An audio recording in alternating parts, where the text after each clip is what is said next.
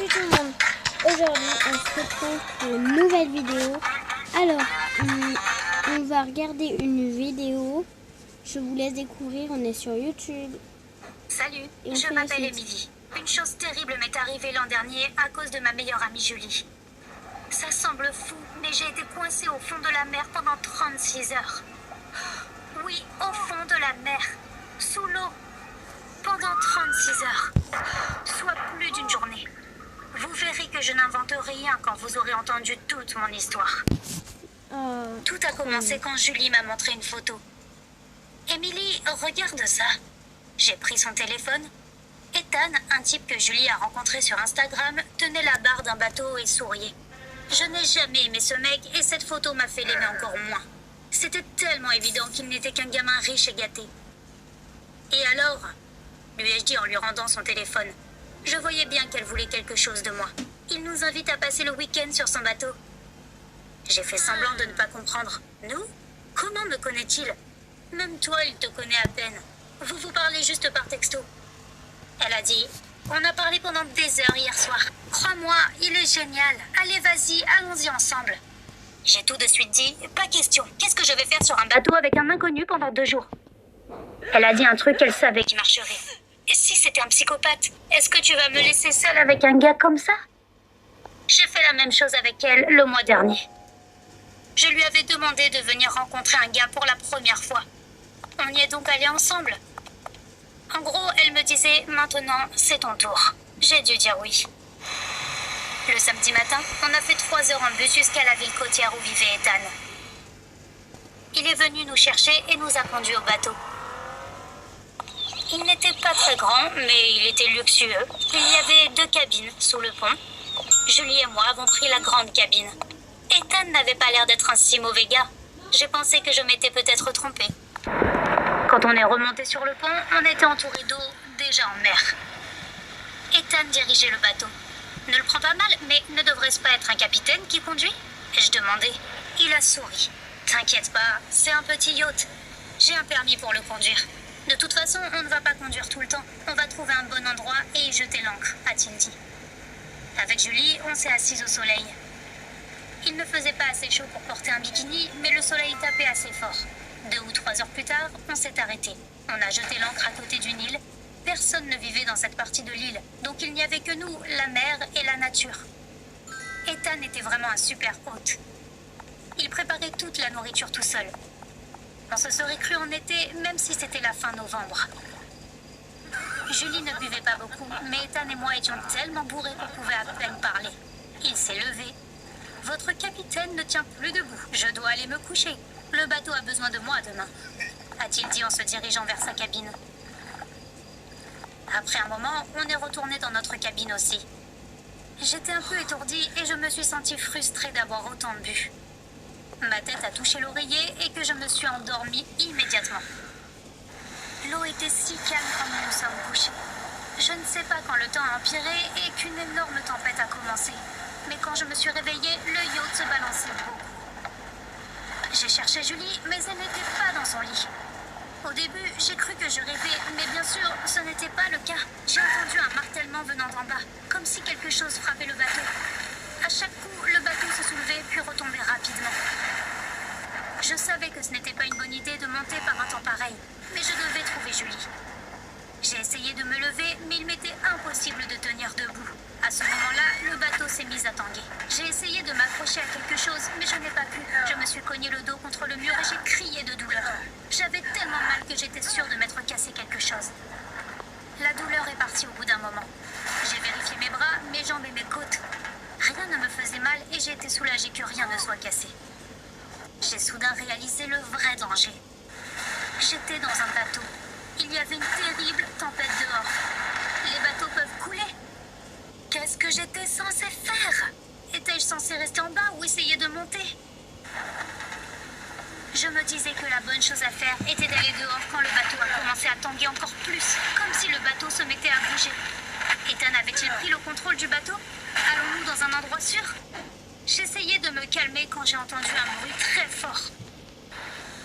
Je me suis rendu compte que le mouvement était juste dû à la dérive du bateau et que nous nous étions écrasés contre les rochers entourant l'île. Je savais maintenant ce qui allait se passer. Le bateau allait couler. J'ai réussi à me relever parce que le bateau ne basculait plus autant. J'essayais d'atteindre la porte quand soudain, elle s'est cassée en deux et que l'eau s'est mise à couler dans la cabine. C'était bien ce que je craignais. On coulait. L'eau coulait si vite que je ne pouvais pas la traverser. Je suis allée dans la salle de bain et j'ai fermé la porte. J'ai pris les serviettes dans l'armoire et je les ai mises sous la porte, mais l'eau continuait d'entrer. C'est trop bien. Mais non, tu vas la tuer, mec.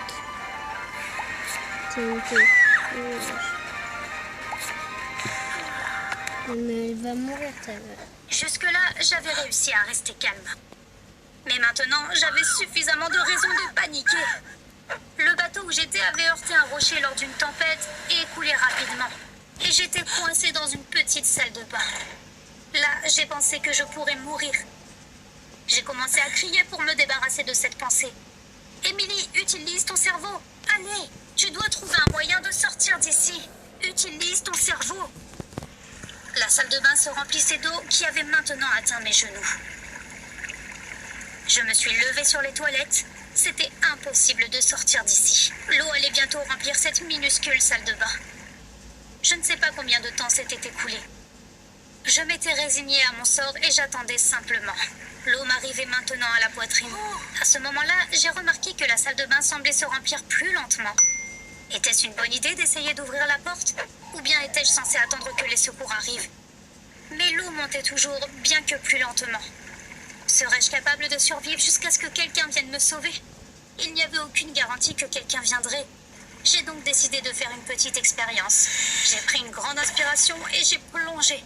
J'ai tourné la poignée et j'ai poussé, mais la porte ne bougeait pas. J'ai essayé à nouveau, sans succès. Je suis remontée à bout de souffle. De toute évidence, le bateau avait coulé. La porte ne s'ouvrait pas parce que la cabine était probablement pleine d'eau. J'étais encore en vie et je n'abandonnerais pas. Mais qu'en était-il de Julie? Jusque-là, je n'avais pas pleuré, mais je me suis mise à sangloter et je ne pouvais pas m'arrêter. Pendant ce temps, l'eau avait encore monté. Le pire, c'est que mes sanglots avaient épuisé beaucoup d'oxygène et je sentais qu'il n'en restait pas beaucoup. J'étais tellement mal que je ne savais pas combien de temps s'était écoulé. L'eau m'arrivait maintenant au menton. J'avais froid, j'avais faim, j'avais soif. J'étais fatiguée, j'avais très sommeil. Pendant un instant, j'ai pensé « laisse-toi aller et laisse tout ça se terminer ». En tant qu'étudiante en médecine, je savais que c'était l'hypothermie qui disait ça. J'étais dans de l'eau froide depuis longtemps, donc la température de mon corps avait chuté et ça allait continuer. Je perdais l'espoir que de l'aide vienne. Nous n'étions pas en eau libre, mais qui nous chercherait? Ni mes parents ni ceux de Julie ne savaient qu'on était ici. La famille d'Ethan ferait-elle quelque chose? Je n'y croyais pas. Je pensais que c'était la fin pour moi. L'eau a continué à monter lentement. Elle était si haute que j'ai dû me mettre sur la pointe des pieds pour ne pas me noyer. C'est alors que j'ai entendu un bruit. Comme si quelqu'un avait frappé quelque chose plusieurs fois. J'ai retenu mon souffle. Le son s'est arrêté. Peut-être qu'il n'y avait pas de bruit. Peut-être que j'hallucinais parce que j'étais sur le point de m'évanouir. Non! J'ai entendu le son à nouveau et cette fois-ci, il était plus proche. Si j'hallucinais, j'aurais entendu la voix de ma mère ou un truc comme ça. Pourquoi aurais-je entendu le son du métal qu'on frappe? J'ai plongé dans l'eau encore une fois. Il y avait un porte-savon en pierre. Je l'ai attrapé et je suis remontée. J'ai commencé à frapper le mur avec. L'autre son s'est arrêté. Tout ce qu'on entendait, c'était moi qui frappais le mur. J'ai arrêté au bout d'un moment. Puis le bruit à l'extérieur a recommencé. Je communiquais avec quelqu'un. Il savait que j'étais ici. Il s'agissait de 2 plongeurs de l'équipe de sauvetage.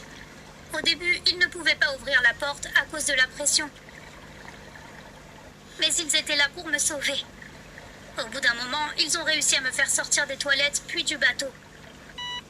Il y avait des médecins sur le bateau de sauvetage. Ils étaient très expérimentés en matière de ces cas et ont pu m'aider à me remettre d'une hypothermie. Dès que je me suis sentie mieux, j'ai parlé de Julie. J'ai découvert qu'elle et Ethan allaient bien. Apparemment, Ethan était diabétique, mais il était trop ivre pour prendre son injection d'insuline. Non, il faut prendre les ronds, là tu vas tomber. Prendre des ronds, là tu vas tomber.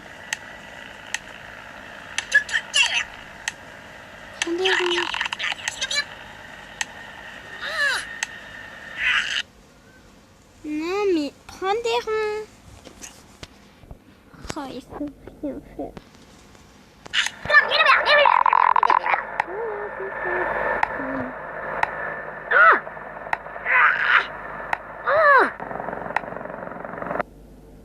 Voilà ce qu'il fallait prendre, mais il était tellement...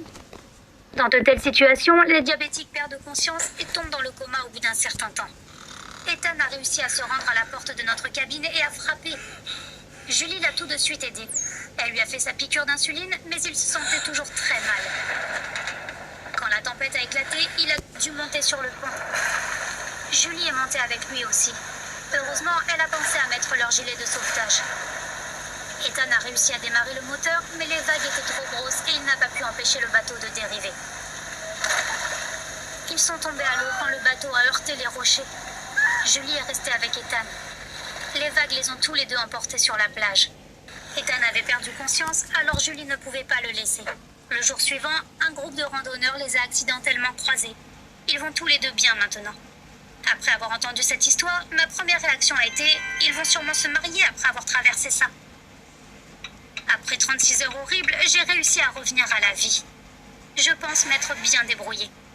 Bien sûr, j'ai eu beaucoup de chance, mais décider d'aller aux toilettes, réussir à rester calme, combattre l'hypothermie, je méritais vraiment un bravo quand même. Merci d'avoir écouté mon histoire. Si vous aimez ce genre d'histoire, abonnez-vous à cette chaîne. Bye Allez, bye. bye, c'est fini pour aujourd'hui. À bientôt.